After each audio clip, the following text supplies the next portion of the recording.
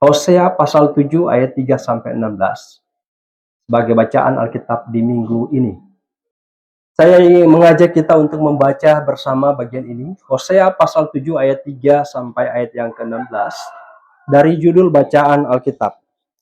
Mari kita mulai. Dosa Israel di bidang agama dan kenegaraan. Mereka menyukakan raja dengan kejahatan mereka dan para pemuka dengan kebohongan mereka. Sekaliannya mereka orang-orang berzina, bagaikan dapur perapian yang menyala terus, ketika tukang bakar roti berhenti membesarkan apinya. Sementara ia meremas adonan sampai menjadi muai oleh ragi. Pada pesta raja kita, mereka membuat sakit para pemuka dengan anggur yang menghangatkan. Ia bersekutu dengan para pencemooh. Batin mereka seperti dapur perapian, hati mereka menyala-nyala. Semalam-malaman murka mereka surut, pada waktu pagi menyala kembali seperti api yang menjilat. Mereka semua sudah panas seperti dapur perapian dan memakan habis para hakim mereka. Semua raja mereka sudah tewas, tidak ada seorang di antara mereka yang berseru kepada. Efraim mencampurkan dirinya di antara bangsa-bangsa.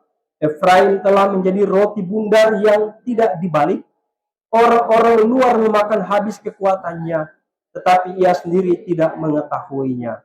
Ia sudah banyak beruban, tetapi ia sendiri tidak mengetahuinya. Kecongkakan Israel menjadi saksi terhadap dirinya, namun mereka tidak berbalik kepada Tuhan Allah mereka dan tidak mencari Dia kendati semuanya ini. Efraim telah menjadi merpati tolol, tidak berakal, dengan memanggil kepada Mesir, dengan pergi kepada Asyur. Apabila mereka pergi, aku akan membentangkan jariku ke atas mereka. Aku akan menurunkan mereka seperti burung-burung di udara. Aku akan menghajar mereka karena kejahatan-kejahatan mereka. Celakalah mereka sebab mereka melarikan diri daripadaku. Binasalah mereka sebab mereka memberontak terhadap aku. Aku ini mau menebus mereka, tetapi mereka berdusta terhadap aku. Seruan mereka kepadaku tidak keluar dari hatinya, tetapi mereka meratap di pembaringan mereka. Mereka menore-nore diri karena gandum dan anggur, dan mereka berontak terhadap aku. Sekalipun aku telah melatih dan menguatkan lengan-lengan mereka, namun mereka merancang kejahatan terhadap aku. Mereka berbalik kepada Baal, mereka adalah seperti busur tipu. Pemuka-pemuka mereka akan tewas oleh pedang, karena ucapan mereka yang kasar. Inilah yang akan menjadi olok-olok kepada mereka di tanah Mesir. Sampai di situ batas bacaan Alkitab. Disebut berbahagia ialah mereka yang memelihara firman Tuhan dalam kehidupan setiap hari. Salam sejahtera bagi kamu sekalian. Bapak Ibu Saudara-saudara, perikop ini sebenarnya berbicara tentang Efraim. Efraim itu sebutan lain untuk kerajaan Israel Utara. Dia berbicara tentang Efraim, dan Nabi Hosea melihat Efraim tidak hanya dalam kondisi politik yang kacau balau, tetapi juga dalam kondisi rohani yang hancur. Coba perhatikan judul bacaan Alkitab kita saat ini. Judul bacaannya adalah Dosa Israel di bidang agama dan kenegaraan. Dosa Israel di bidang agama dan kenegaraan. Nabi Hosea melihat Efraim atau Israel Utara itu tidak hanya dalam kondisi politik kenegaraan yang kacau, tetapi juga dia melihat kondisi rohani yang hancur di dalam kehidupan agama.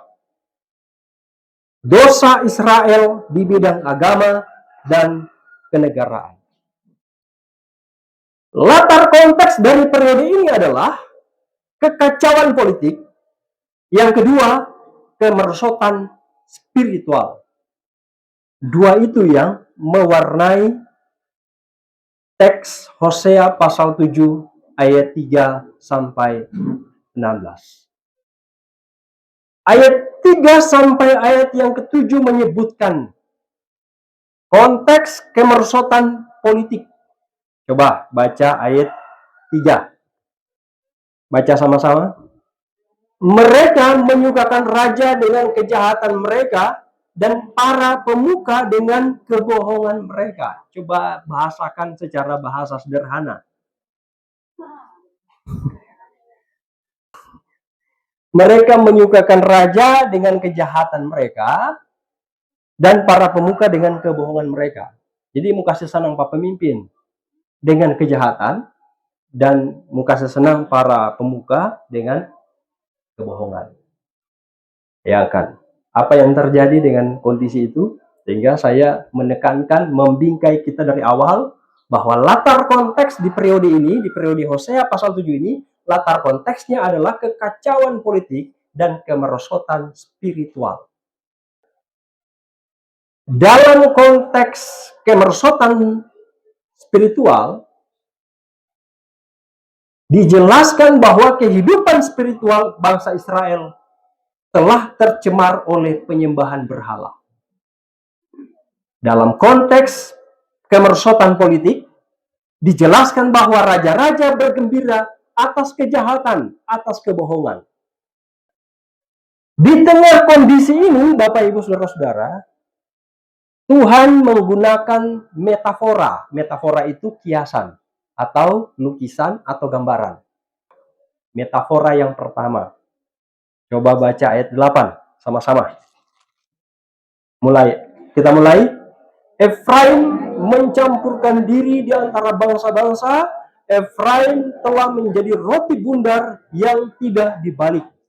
Nah, roti bundar yang tidak dibalik. Efraim itu kerajaan Israel Utara. Disebut Efraim. Efraim dimetaforakan atau dilukiskan atau dikiaskan seperti apa? Roti yang bundar, apa? Tidak dibalik. Kayaknya ini pekerjaan ibu-ibu. Nah, roti di situ harus dibelak-balik. Harus dibelak-balik dia punya roti. Kalau tidak dibelak-balik, maka dia akan hangus di sebelah, manta di sebelah. Efraim dimetaforakan seperti roti yang tidak dibalik atau roti yang gosong atau hangus di sebelah, tetapi di sebelahnya mantap, nyana matang, sebelahnya tidak matang. Di ayat 8 Hosea mengucapkan sebuah kalimat yang menusuk tajam. Efraim telah bercampur dengan bangsa-bangsa. Efraim adalah roti yang tidak dibalik. Di satu sisi mereka menjalankan ritual keagamaan dengan cara pergi ke bait Allah, dengan cara berdoa, dengan cara mempersembahkan korban, tetapi di sisi yang lain terlihat masih mentah. Yakni mereka mencari perlindungan bukan kepada Tuhan, tetapi mereka mencari perlindungan kepada Mesir dan kepada Asyur. Mereka mencari perlindungan kepada Mesir dan Asyur serta melakukan penyembahan berhala secara diam-diam. Hidup mereka adalah hidup yang terbagi. Di satu sisi ada sisi religius, di sisi yang lain ada kompromi terhadap dosa. Inilah yang membuat mereka menjadi roti yang hangus sebelah. Di mata publik, di mata umum, mereka terlihat sangat saleh, mereka terlihat sangat beriman, tetapi di sisi lain penuh dengan kejahatan-kejahatan. Kerusakan ini tidak hanya terjadi di tingkat pribadi, individu, tidak hanya terjadi di tingkat individu, tetapi terjadi di bidang keagamaan dan terjadi di bidang kenegaraan. Pertanyaan bagi kita, apakah roti yang hangus sebelah itu menjadi gambaran kehidupan keagamaan kita? Kehidupan keagamaan orang ini menjadi introspeksi. Begitu orang mau lihat orang berdiri. Apakah roti yang hangus sebelah menjadi gambaran keagamaan orang? Menjadi gambaran keagamaan kita? Di satu sisi kita beribadah kepada Tuhan, namun di sisi lain kita melakukan kejahatan kepada Tuhan. Apakah roti yang hangus sebelah menjadi gambaran kehidupan kenegaraanmu? Di satu sisi engkau mempersembahkan korban kepada Allah, di sisi yang lain engkau melakukan korupsi, kolusi, dan nepotisme. Dalam konteks kenegaraan, bagaimana konteks kenegaraan orang?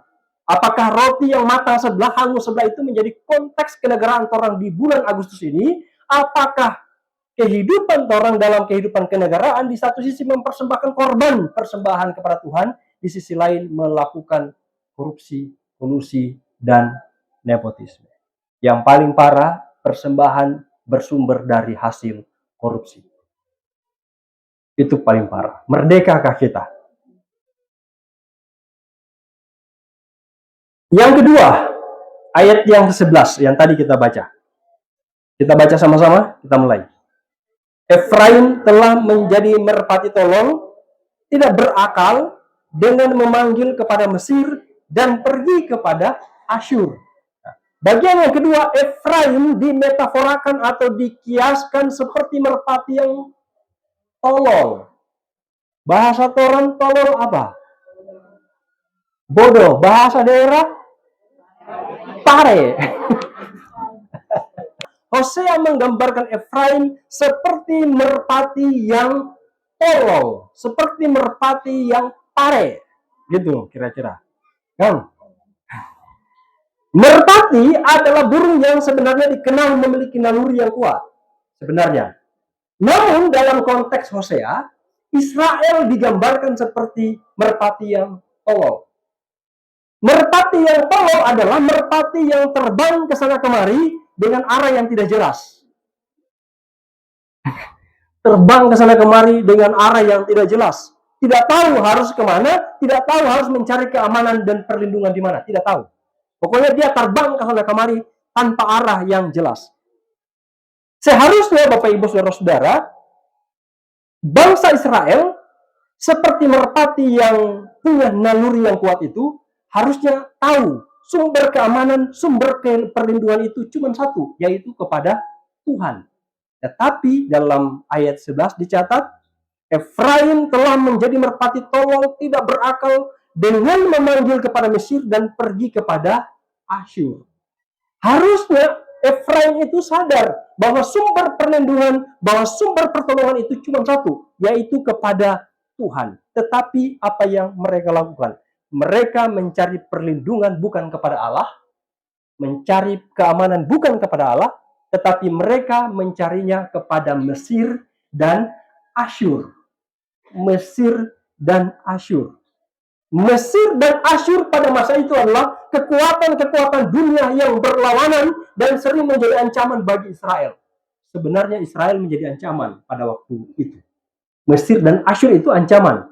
Kekuatan-kekuatan dunia yang berlawanan menjadi ancaman bagi Israel. Tetapi Israel bergantung kepada Mesir dan Asyur itu. Israel bergantung kepada kekuatan-kekuatan dunia itu, bukan bergantung kepada Tuhan. Ketergantungan Israel pada kedua bangsa ini adalah tindakan yang tidak masuk akal, seperti merpati yang terbang menuju perangkap.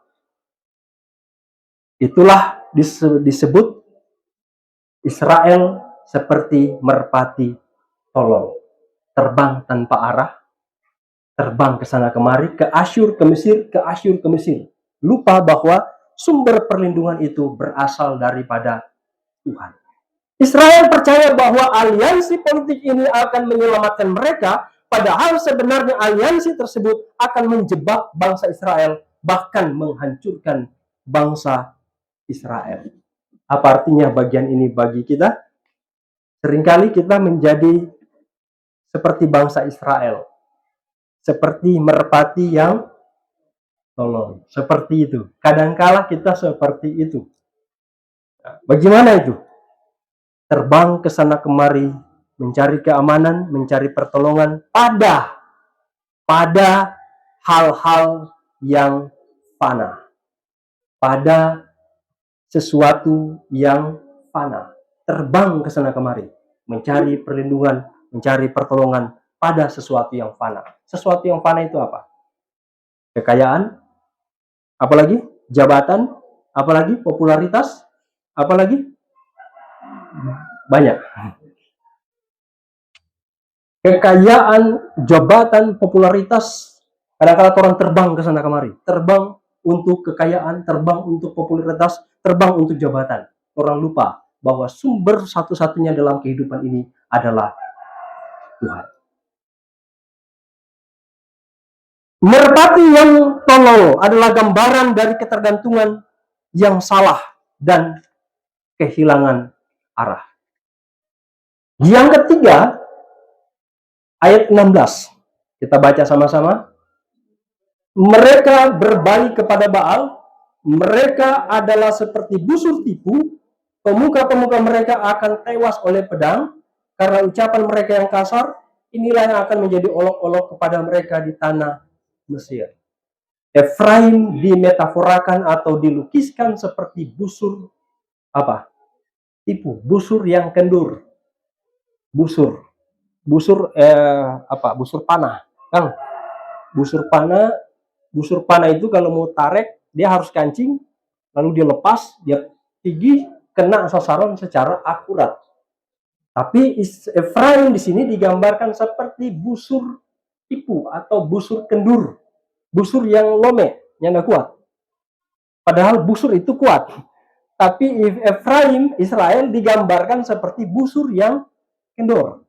Busur yang kendor adalah metafora yang terakhir, metafora yang ketiga. Sebuah busur yang kendur tidak bisa menembakkan panah dengan akurat atau dengan tepat. Panah itu akan meleset dari sasaran dan kekuatan busur itu akan menjadi sia-sia. Percuma ada busur kalau tidak bisa tembak sasaran secara akurat. Busur ini tidak dapat digunakan untuk berburu atau apalagi untuk berperang. Busur ini hanya akan menghasilkan tembakan-tembakan yang melenceng, hanya akan menghasilkan tembakan-tembakan yang lemah, dan itu berarti tidak berguna dan tidak dapat diandalkan. Kalau Efraim digambarkan seperti itu, berarti Efraim punya simbol yang kuat, seperti busur, tetapi tidak dapat diandalkan. Apa maksudnya bagian ini? Orang Kristen jangan sampai menjadi seperti busur yang kendur. Jangan sampai menjadi busur yang kendur. Apa artinya? Maksudnya apa? Memiliki identitas sebagai orang Kristen, namun saat menembak peluru-peluru kasih, peluru-peluru kemurahan, peluru-peluru pengampunan, meleset. Tidak punya kekuatan. Di sini Bapak Ibu Saudara-saudara, jangan sampai kita menjadi busur panah yang kendur. Cuman DP identitas kuat sekali sebagai orang Kristen, tetapi begitu mau tembak anak-anak panah itu, kita tidak punya kekuatan, tidak dapat diandalkan, tidak berguna dan lain sebagainya. Nah, Bapak Ibu Saudara-saudara, ketiga metafora tadi melukiskan satu gambaran yang sama, yakni bahaya dari hidup yang setengah hati di hadapan Tuhan. Bangsa Israel pada masa itu tidak sepenuhnya menolak Tuhan, tetapi mereka juga tidak sepenuhnya setia kepada Tuhan. Ini menarik. Tidak sepenuhnya mereka menolak Tuhan, tidak sepenuhnya juga setia kepada Tuhan. Dan ini menjadi satu sisi angus, satu sisi mentah. Mereka mencoba mengabdi kepada Tuhan sambil juga mengejar kenikmatan dunia.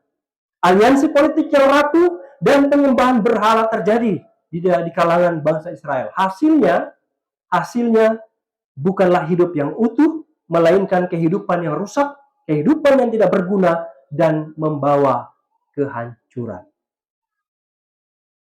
Saudara-saudara, hari ini firman Tuhan mengingatkan kita, serta mengajak kita semua, jika hati kita seperti roti yang setengah matang, seperti roti yang tidak dibalik, mari serahkan hati kita kepada Tuhan, serahkan hidup kita kepada Tuhan, supaya Tuhan membolak-balik kehidupan kita, sehingga kehidupan kita menjadi kehidupan yang matang, berguna, bermanfaat, dan enak. Jika kita seperti merpati yang tolol. Mari kita kembali ke sang pemilik merpati, karena sang pemilik merpati itu tahu arah yang sebenarnya. Sehingga kita tidak terbang ke sana kemari, tidak memiliki arah. Mari serahkan kehidupan kita kepada sang pemilik merpati, karena sang pemilik merpati itu tahu arah yang sebenarnya.